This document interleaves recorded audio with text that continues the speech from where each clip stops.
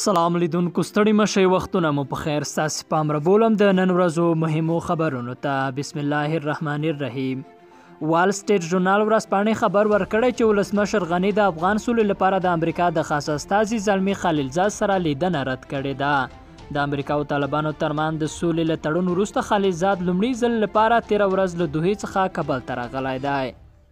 خلیلزاد وایي هوکړه عملي کوو، د زندانیانو پر تبادله له دواړو لورو سره غږیږو. خلیلزاد وایي د سولې په برخه کې د اسانتیاو لپاره له افغان او طالب لوري سره د زندانیانو پر خلاصولو خبرې کوي. نوموړي په تازه ټویټ پیغام کې ویلي چې له طالب مشرانو سره یې کتلې دي او د دواړو لورو د سولې پر راتلونکي اقداماتو بحثونه لرلي. مارکیس پر وایي د سولې هوکړې د لاسلیک پایلې تر دې دمه ګډې وډې دي. د امریکا دفاع وزیر د کانګریس دفاعي کمیټې ته د خبرو پر مهال ویلي چې د سولې هوکړه لاسلیک شوه خو تر دې دمه یې پایله ګډه وډه ده. د مارکیس پر په خبره طالبانو ګڼ بریدونه کړي دي او له دې ښکاري چې دوی تاوتریخوالي ته ادامه ورکوي. سهیل شاهین وایي زموږ او امریکا ترمنځ هیڅ راز پټ سند نه دی لاسلیک شوی. د طالب د قطر دفتر ویاند وایي چې د دوی او امریکا ترمنځ هیڅ راز پټ تړون نشته.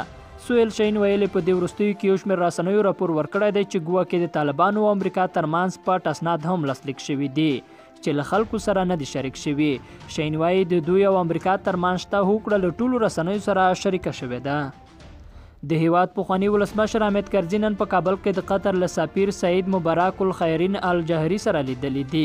د کرزي د مطبوعاتي دفتر د معلوماتو له مخې پخواني ولسمشر په دغه لیدنه کې د قطر حادثې چې د امریکا او طالبانو ترمنځ د سولې هوکړې د لاسلیک لامل شوي وې ستایلې دي او په دې برخه کې د قطر چارواکو د حوصله مندۍ او همکاریو قدرداني کړې ده. ډیرو درنو هغو قدرمنو لیدونکو دا د نن ورځ لاندو مهم خبرونه چې مو واوریدل. تر بیا ښې چارې.